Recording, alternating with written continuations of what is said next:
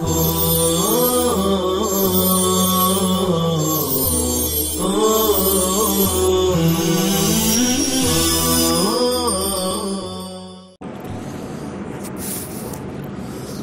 الله الرحمن الرحيم.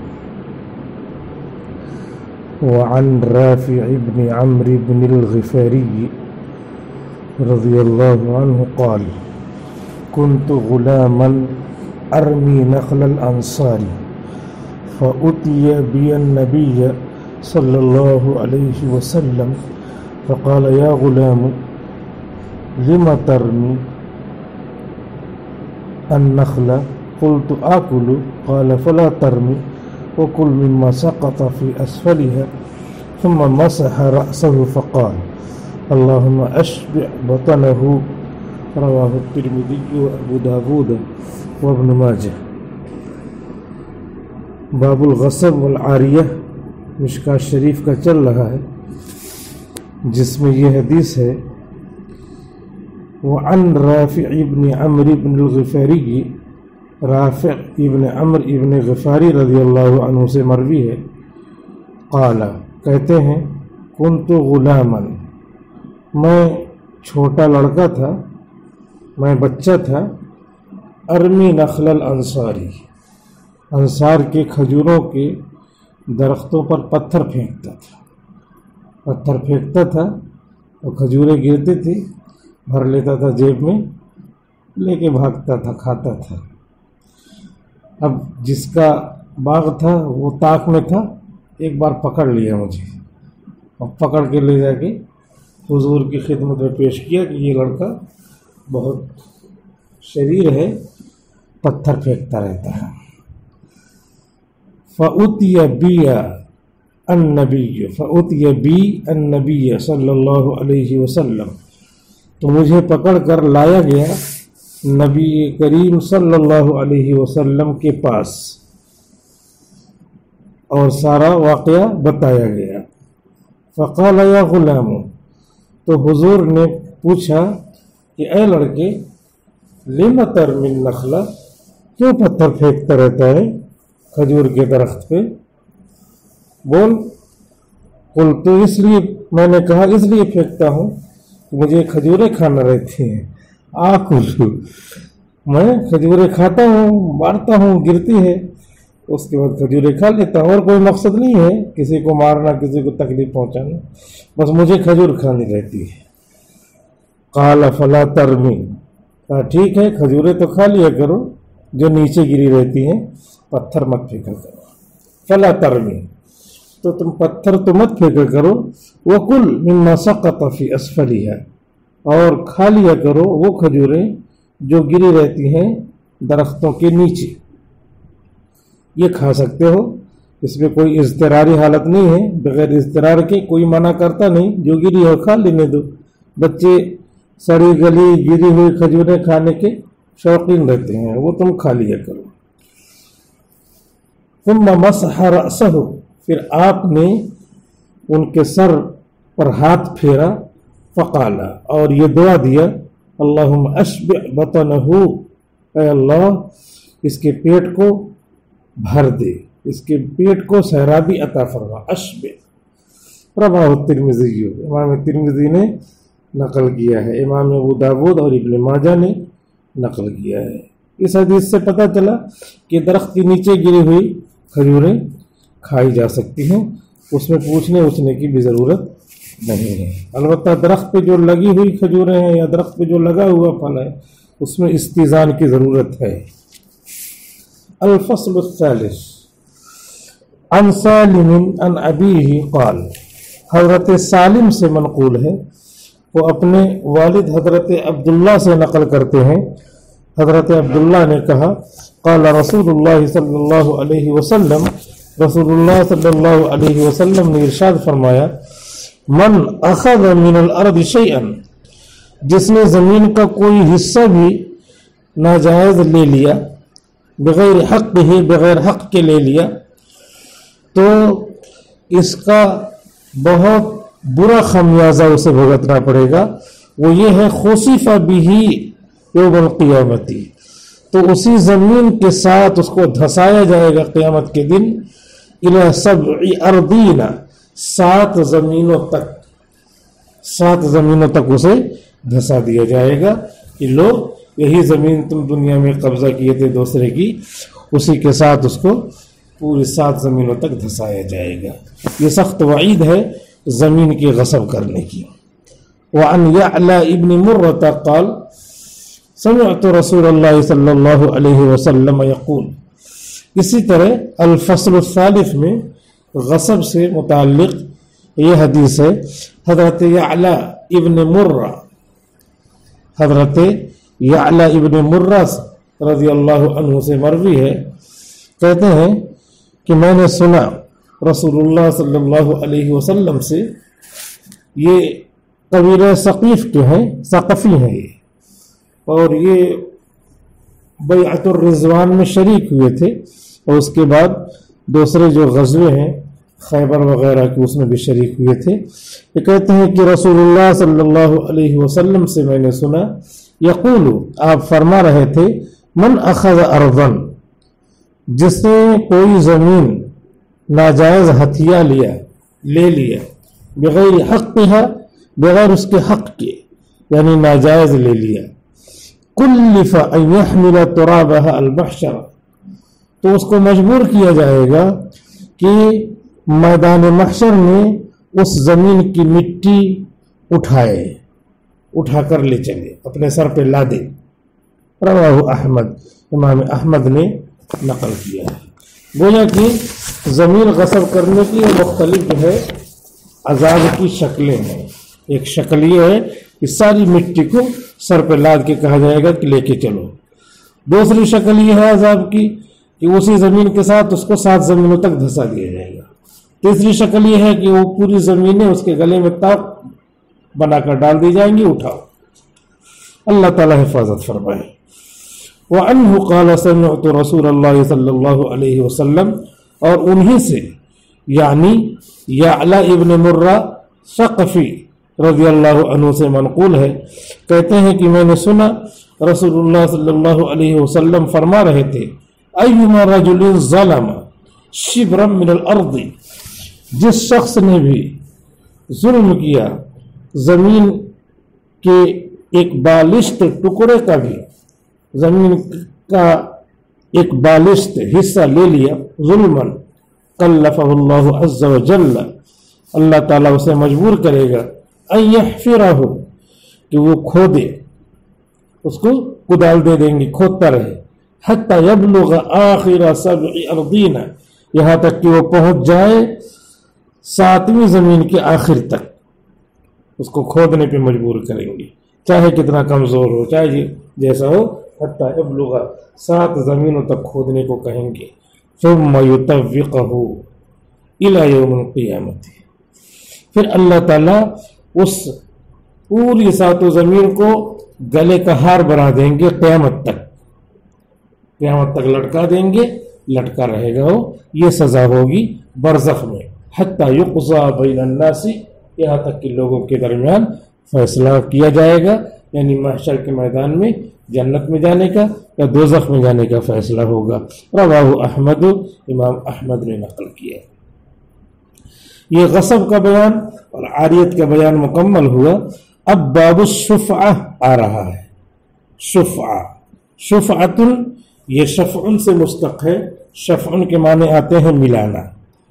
شفعہ ایک آدمی کی ملکیت دوسرے کی ملکیت دونوں ملی ہوئی ہے۔ مثلا ایک شخص کو ہدیہ دیا کسی دوسرے نے کہ یہ جو ہے زمین تم دونوں کو ہدیہ ہے، اب وہ مل گئی، تو اب یہ کیا ہے؟ ملکیت میں ملاوٹ ہے، ملنا ہے، ملاوٹ نہیں کہیں گے، ملنا ہے، خلیت فی نفس الشے میں شفعہ ہے، اور دوسرے کی حق شے میں شفعہ ہے، حق شے ملا ہوا ہے دونوں کو، اس کو بھی حق ہے اس کو بھی حق ہے۔ اور تیسری یہ ہے کہ پڑوسی ہے، تو پڑوسی ہونے کی وجہ سے بھی گویا کہ اس کو یہ حق ملا ہوا ہے، یہ اس میں ملایا ہوا، تو شفعہ۔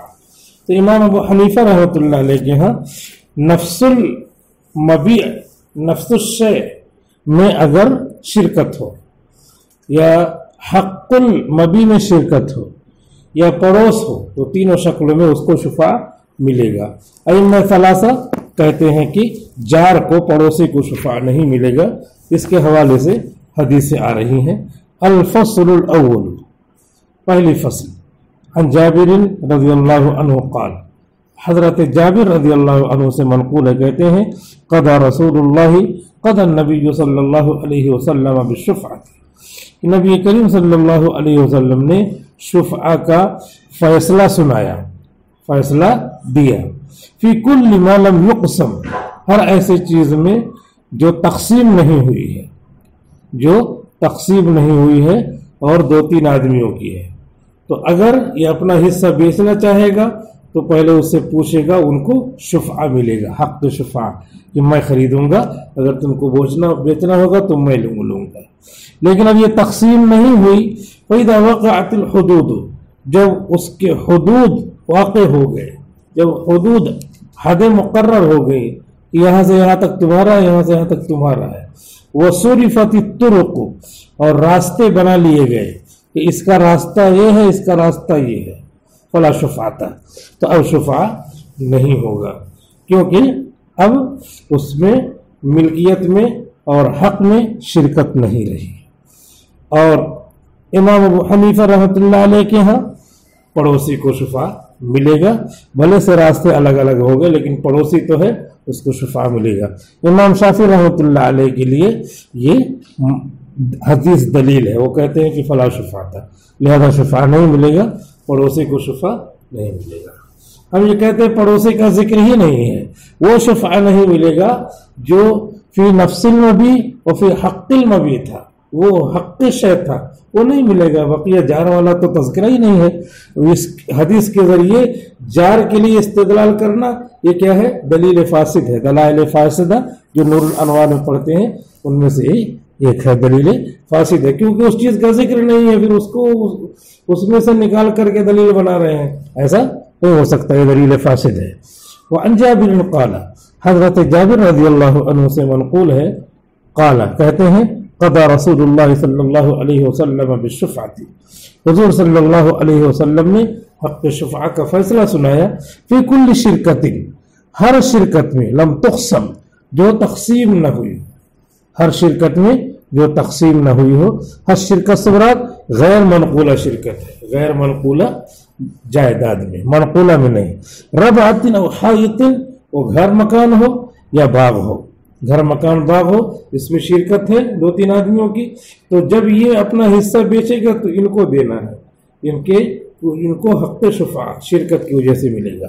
لا یحل له ان یبیع، اس کے لیے حلال نہیں ہے کہ بیچے، حتی یؤذن شریکہ، یہاں تک کہ اپنے شریک کو اطلاع دے دے، آذن یؤذن ایذانا کہ معنی انفارم کرنا، اطلاع دینا۔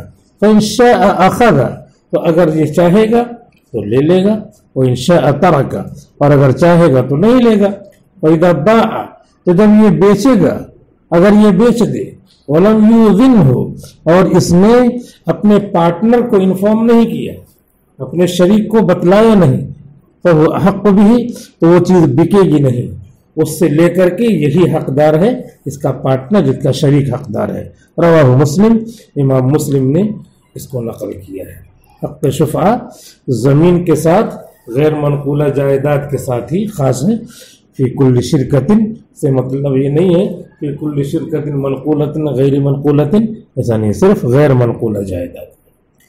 وعن ابی رافع قال، حضرت ابو رافع رضی اللہ عنہ سے منقول ہے، کہتے ہیں قال رسول اللہ صلی اللہ علیہ وسلم، رسول اللہ صلی اللہ علیہ وسلم نے ارشاد فرمایا، الجار احق بثقبہ، پڑوسی زیادہ حقدار ہے اپنے قریب ہونے کی وجہ سے، قرب، ثقب، یہ بخاری شریف کی حدیث ہے، یہ امام ابو حنیفہ رحمۃ اللہ علیہ کی زبردست دلیل ہے کہ پڑوسی کو بھی حق شفاع ملتا ہے، الجار احق بثقبہ، بخاری کی حدیث ہے۔ ان لوگوں کی حدیثیں دوسرے درجے کی ہیں، یہ بخاری کی ہے۔ لہٰذا امام شافعی رحمۃ اللہ علیہ جو کہتے ہیں کہ پڑوس کو، یا ائمہ ثلاثہ تینوں، امام مالک، امام احمد اور امام شافعی رحمہ اللہ، ان تینوں پر یہ دلیل کیا ہے؟ ان تینوں کے خلاف ہے، ان کو جواب دینا پڑے گا۔ رواه البخاری، امام بخاری نے نقل کیا ہے۔ وعن ابی ہریرہ رضی اللہ عنہ قال، حضرت ابو ہریرہ رضی اللہ عنہ سے منقول ہے، کہتے ہیں قال رسول اللہ صلی اللہ علیہ وسلم، رسول اللہ صلی اللہ علیہ وسلم نے ارشاد فرمایا، لا یمنع جار جارہ، ایک پڑوسی اپنے پڑوسی کو منع نہ کرے، نہیں منع کرتا ہے یعنی منع نہ کرے، یہ فعل مضارع ہے نہیں کے معنی میں، منع نہ کرے۔ ان یغرز خشبۃ، کہ لکڑی وہ گاڑے، فی جدارہ، اس کی دیوار میں، ہماری دیوار ہے اور ہمارا پڑوسی ہے، وہ اس میں لکڑی گاڑنا چاہتا ہے، تو حضور صلی اللہ علیہ وسلم فرما رہے ہیں اس میں منع نہ کرے۔ امام احمد رحمۃ اللہ علیہ کہہ رہے ہیں کہ منع نہ کرنا فرض ہے، یعنی اگر منع کرتا ہے تو یہ کیا ہے؟ حرام ہے۔ لیکن ائمہ ثلاثہ یعنی امام ابو حنیفہ بھی ادھر ہو گئے ہیں، امام ابو حنیفہ، امام شافعی اور امام مالک کہتے ہیں کہ منع نہ کرنا مستحب ہے، منع کرنا مکروہ ہے، مکروہ ہے تنزیہی، کیونکہ مستحب کا مقابل ہے۔ وعن ابی ہریرہ رضی اللہ عنہ قال، حضرت ابو ہریرہ رضی اللہ عنہ سے منقول ہے، کہتے ہیں قال رسول اللہ صلی اللہ علیہ وسلم، رسول کریم صلی اللہ علیہ وسلم نے ارشاد فرمایا، اذا اختلفتم فی الطریق، جب تم راستے کے بارے میں جھگڑنے لگو، جب تم راستے کے بارے میں مختلف ہو جاؤ کہ اتنا راستہ رہے گا، اتنا راستہ رہے گا، ادھر سے رہے گا، ادھر سے رہے گا، تو پھر اللہ کے رسول نے راستوں کے بارے میں بھی اللہ کی طرف سے آئی ہوئی ہدایات کو بتلایا ہے۔ تو آپ نے فرمایا جعل عرضہ، تو جب اختلاف ہو کہ اتنا چوڑا رہے گا، کوئی کہہ رہا نہیں اور کم چوڑا رہے گا، کوئی اور زیادہ چوڑا رہے گا، پورا ٹرک گزرنا چاہیے، تو یہ ہدایت دے دیا اختلفتم جعل عرضہ، تو اس کی چوڑائی بنائی جائے گی 7 اذرع، 7 گز، 7 گز بنائی جائے گی، 1 گز 1.5 فٹ کا ہوتا ہے، تو 7 گز کا مطلب ہے کہ 10.5 فٹ، 6 فٹ کا 6 فٹ، اس کے بعد 3 فٹ وہ 9، اور اس کے بعد 1 بچہ 7، تو 9 1 10 اور 1.5 ہوتا ہے 1.5 فٹ، یا 10.5 فٹ کا راستہ کم سے کم ہونا چاہیے۔ یہ شرعی اور اسلامی جو ہے ہدایت اللہ کے رسول کی طرف سے آ گئی ہے۔ الفصل الثانی، دوسری فصل، عن سعید بن حریث قال سمعت رسول اللہ صلی اللہ علیہ وسلم یقول، حضرت سعید بن حریث رضی اللہ عنہ سے منقول ہے، یہ سعید بن حریث ہیں، ان کے بھائی تھے عمرو بن حریث، سعید بن حریث ان سے بڑے ہیں، حضرت علی رضی اللہ تعالی عنہ کے ساتھ یہ ہو گئے تھے۔ قال سمعت رسول اللہ صلی اللہ علیہ وسلم، کہتے ہیں کہ میں نے سنا رسول اللہ صلی اللہ علیہ وسلم ارشاد فرماتے تھے، من باع منکم دارا، جو شخص تم میں سے کوئی گھر بیچے جو غیر منقولہ ہوتی ہے شے جائیداد، او عقارا، یا غیر منقولہ زمین بیچے، عقار غیر منقولہ جائیداد بیچے، قمن، تو لائق ہے اس کے، قمن جدیر اللہ یبارک لہو، کہ اس کو برکت نہ ملے، گھر بیچ دیا پورا 10 لاکھ کا، اس کے بعد جو پیسہ ہے آج کل میں سب ختم ہو جائے گا، کیونکہ پیسہ اسے برکت نہیں ہوتی، اٹھ جاتا ہے، تو اس کو چاہیے کہ خرید بیچ کر کے اسی پیسے کو پھر دوسری جگہ غیر منقولہ جائیداد میں لگائے۔ یہ حدیث ہے اور یہ اللہ کے رسول کی ہدایات میں سے ہے۔ الا ان یجعلہ فی مثلہ، مگر یہ کہ وہ پیسہ لگا دے اسی کے مثل کھیت وغیرہ میں غیر منقولہ جائیداد میں، تب پھر برکت ہوگی۔ رواہ ابن ماجہ والدارمی، ابن ماجہ اور دارمی نے اس حدیث کو نقل کیا ہے۔ وعن جابر قال قال رسول اللہ صلی اللہ علیہ وسلم، حضرت جابر رضی اللہ عنہ سے منقول ہے، کہتے ہیں قال رسول اللہ کے رسول صلی اللہ علیہ وسلم نے ارشاد فرمایا، الجار احق بشفعتہ، پڑوسی اپنے شفعہ کا زیادہ حقدار ہے۔